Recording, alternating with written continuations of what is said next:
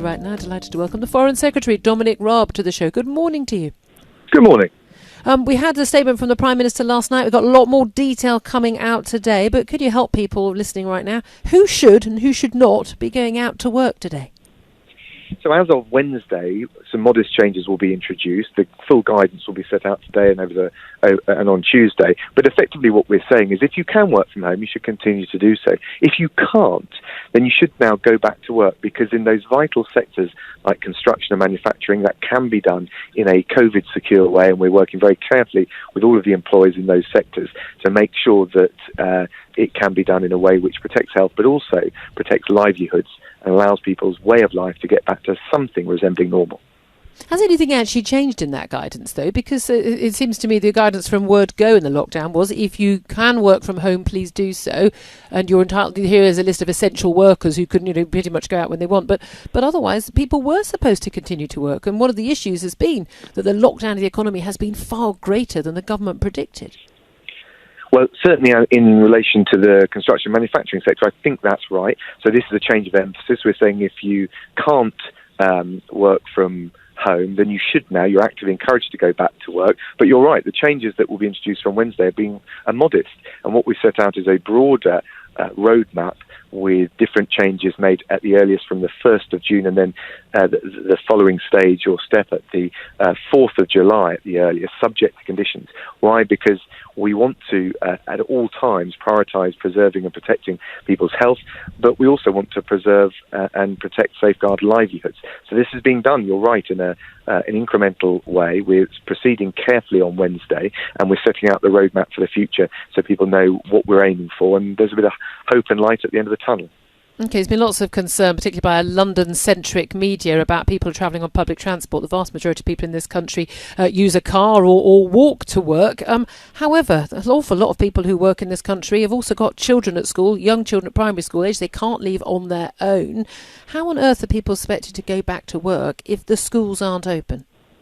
Look, we totally recognise that, and we want to make sure that when we open schools, it is done in a very carefully conditioned way with proper controls and proper guidance so it's COVID secure. The rate of infection and the rate of affliction, if you put it that way, amongst young children is very low. What we're worried about is the risk that they would then take it back home or share it, and other children will take it back home.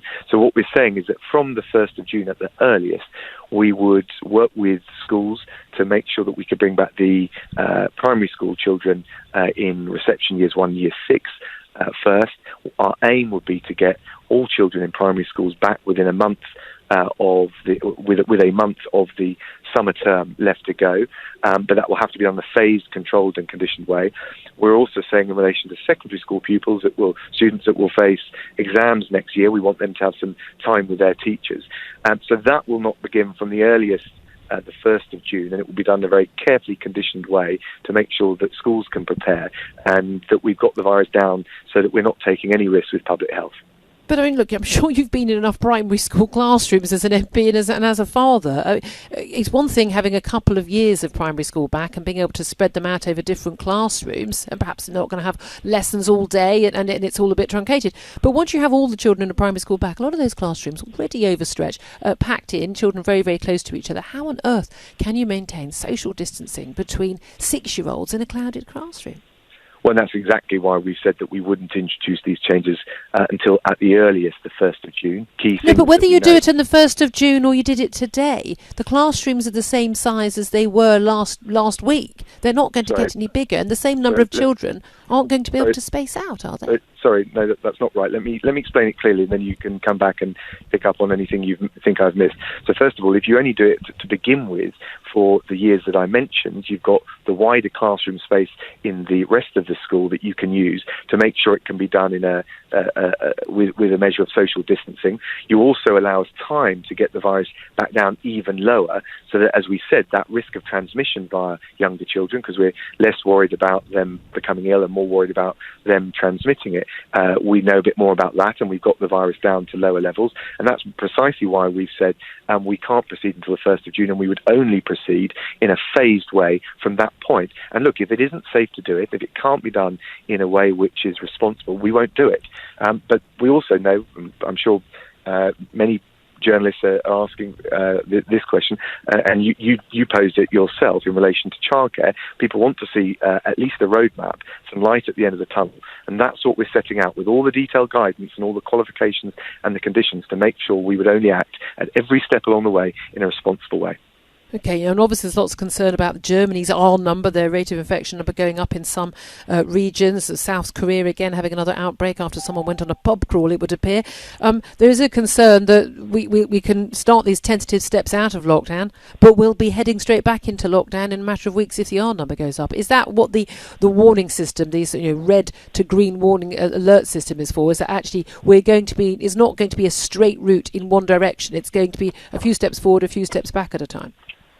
Well, it could do, and I think you're absolutely right. I mean, I spoke to my German counterpart last night, and one of the things we're doing is learning from what's going on in Germany and what's going on in South Korea. And precisely because they've taken some of those measures earlier than us, we can monitor very carefully not just what's happening here, but what's happening there. So you're absolutely right to say that every step along the way, in the steps we take on Wednesday, the steps we take from the 1st of June, and then subsequently from the 4th of July, we will only proceed where, subject to that alert system that you mentioned, we're confident that we've got a grip on the virus and the measures are in place to allow us to proceed in a safe and secure and responsible way. Okay, let's talk about, though, where people can visit their families. That's one of the first questions people were asking last night. A lot of people are confused by the fact that they can, get on public transport if they need to. They can go into their workplace if that's allowed. They can go and sit in a park and sunbathe all day, or they can go outside and exercise all day. But they're not allowed to visit with their family members. What are we allowed to do with our family members who aren't in the same household as us, particularly perhaps elderly relatives, grandparents and the like? So you'd be able to go to the park, for example, to see a grandparent with your family, and as long as you stay 2 metres apart. So that's why we're saying, as we take these changes, stay alert, because we need to control the virus to protect lives, but also as we get life returning to something resembling normal. And of course, the risk within homes is that you just get it becomes uncontrollable, it becomes unmanageable, it would be very difficult to enforce. And what we've done is we've asked, in relation to the so-called contact between different people from different households in the home, we've asked SAGE to look at and advise us in the future on whether and how that could be done in a safe way, but we've got no current plans to introducing it because we just don't see how that particular step could be done in a safe way. But the good news is that as people can go out for exercise and into the parks for more than just the 1 hour's exercise once a day, there will be scope to say that as long as you're socially distanced, you can have contact with one or other people that you wouldn't have done beforehand. But again, why does it have to be a park? There'll be lots of people right now thinking, well, can I go and visit an elderly relative or a grandparent? I mean, for instance, I'd have to drive 2.5 hours across the country. I could go and sit in my mum's front garden. I could be sitting 5 metres away from her, not just 2 metres away from her, but I could spend the day with her. I could take my husband and daughter. We'd be nowhere near her. We'd be giving no greater risk to her, to us, to anyone else if we're sitting in her front garden than if we are in a park just one-on-one, would we? In which case, why is that still banned? Because in general terms, if we introduce that measure, it will be very difficult to enforce and monitor. And what you'd risk is lots of people going into each other's homes, mixing for barbecues, not staying 2 metres apart, and that would be a real risk of the transmission of the virus starting to go back up again. And above all, we want to avoid a second spike in the virus. So we've asked the scientists to look at this and to see whether at some point in the future it could be done in a safe way. But at this point in time, we're not confident that it could be. And so we can't take that particular step. And as we said all along, we need to make sure that as we move out of this current phase of the most stringent measures into the next phase, that we're alert and we maintain the social distancing.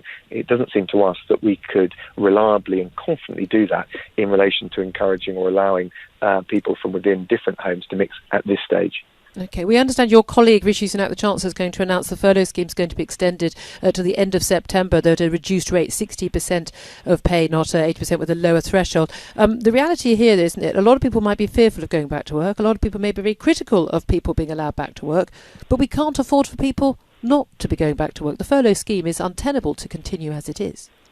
I think you're right that of course, our overriding priority is protect people's health and protect lives.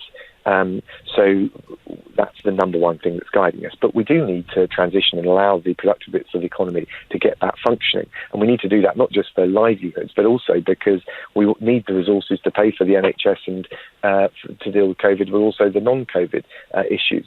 So we're doing this very carefully and deliberately. We're saying in relation to those that can't work from home, in relation to construction and manufacturing and sectors like that, that from Wednesday they can go back. And from the 1st of June at the earliest, we'll look at opening up non-essential retail in a phased way, but again, under conditions and under monitoring to make sure we don't let the virus back in by the back door and to see it go up again. But you're right, we need to protect health, we need to protect lives, but we also need to protect livelihoods and preserve as best we can our way of life. OK, just finally, you say don't let virus in by the back door. Lots of people wondering why in a few weeks' time you're going to bring in quarantine for 2 weeks for people coming into this country, although apparently not from France, and France likewise not doing it to us, and not from Ireland as well. Why would we be quarantining people in the coming weeks who come into this country, and we've not been quarantining them all this time since January, when we were basically flying the virus in, not just from Wuhan, but from Italy and Spain and elsewhere? Well, that latter characterisation is not correct. The reality is when the level of the virus was high in the UK because it was already here, it was above the R1 level of transmission, it made negligible difference to introduce border restrictions. Frankly, most travel had dried up anyway, but the extra impact of people coming into the country was negligible. That was the scientific and medical advice. But precisely because the country's done a heroic job in getting the level of the virus and its transmission rate down to lower levels, we've now got as we move to the second phase, what we want to avoid is any risk that the virus comes in unwittingly by people carrying it from abroad who maybe don't have symptoms but pass it on, and then we see a revival, a second spike in the virus. So with all these things, you've got to take the right measures at the right time. But until we had the virus level down to the lower levels that we do now, it wasn't a smart move to take. Because the virus and the infection rate is down now to the level that it is, this is the right moment over the coming weeks, with exceptions and with some flexibility, to keep freight and to keep goods flowing, to be able to introduce that measure. And it's an extra mitigation, and it avoids, as I said, any further risk of a revival or resurgence in the virus.